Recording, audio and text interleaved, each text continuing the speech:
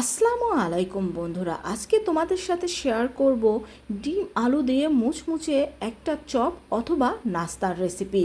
খুব সহজে এটা তৈরি করে নেওয়া যায় আর খেতেও হয় দুর্দান্ত। সাধারণ ডিম আলুর চপের চাইতে কিন্তু এই ডিম আলুর চপটা অনেক বেশি টেস্টি হয়ে থাকে।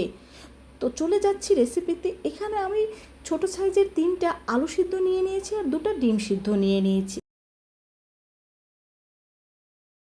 তো ডিম দুটোকে তুলে নিয়ে এখন আলুগুলোকে আমি ভালোভাবে ভর্তা করে নেব। তো আলুটাকে ভালোভাবে ভর্তা করে নেওয়ার পর একটা সাইড করে নিচ্ছি এটাকে। আর এখানে আমি নিয়ে নিচ্ছি ভেজে রাখা 2টো শুকনো মরিচ। আর এখানে আমি দিয়ে দিচ্ছি স্বাদ মতো লবণ।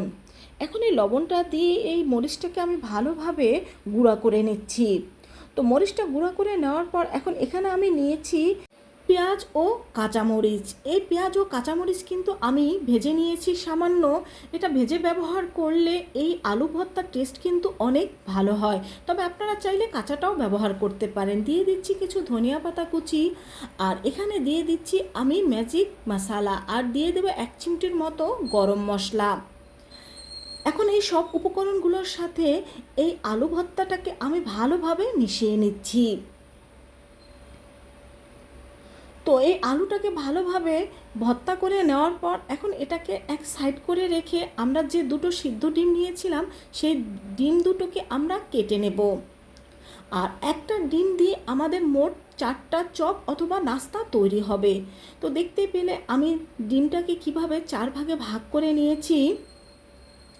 এখন এখানে আমি নিয়ে নিয়েছি হাফ কাপের মতো ময়দা, আর এর মধ্যে দিয়ে দিচ্ছি স্বাদ মতো লবণ। এখানে ময়দার পরিবর্তে আটাটাও ব্যবহার করা যাবে। দিয়ে দিচ্ছি 1 চিমটির মতো ম্যাজিক মশলা। এখন অল্প অল্প পানি দিয়ে এখানে আমরা একটা ব্যাটার তৈরি করে নেব।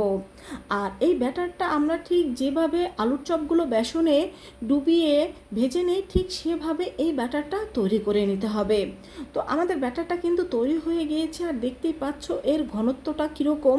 ব্যাটারটা ঠিক এইভাবে করেই তোমরা তৈরি করে নেবে।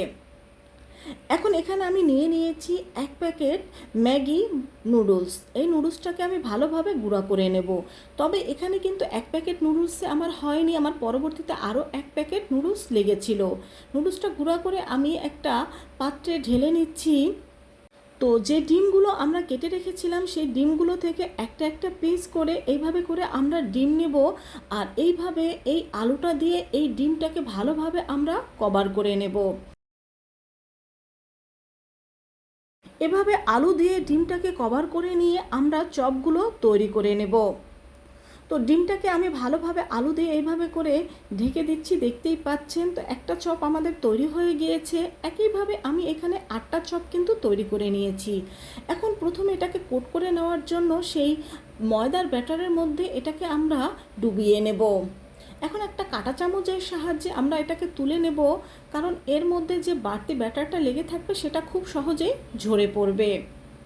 তো এটাকে ব্যাটারের মধ্যে ডুবিয়ে আমি এখন যে নুডলসটা গুঁড়া করে রেখেছিলাম সেই নুডলসের মধ্যে এটাকে আমি দিয়ে দেব। আর এর গায়ে আমি ভালোভাবে নুডলসটা লাগিয়ে নেব। তো এখানে কিন্তু প্রথমে আমরা 1 প্যাকেট নুডলস গুঁড়া করে নিয়েছিলাম, পরে কিন্তু আমাদের আরও 1 প্যাকেট নুডলস লেগেছিল। তো এই তো আমাদের একটা নাস্তা তৈরি হয়ে গেল, দেখতেই পাচ্ছেন।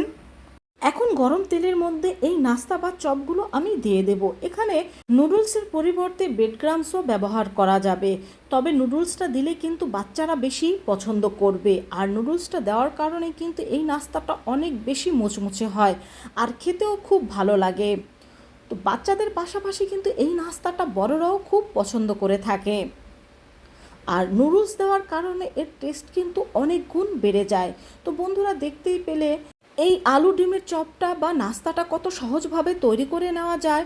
আর এইভাবে একটু ভিন্নভাবে যদি এই আলু ডিমের চপটা তৈরি করতে পারো, দেখবে ছোট থেকে বড় সবাই খুবই পছন্দ করবে। আর এইভাবে তৈরি করে কিন্তু তোমরা বাচ্চাদের টিফিনেও দিতে পারো, যা বাচ্চারা খুব আগ্রহ সহকারেই খেয়ে নেবে।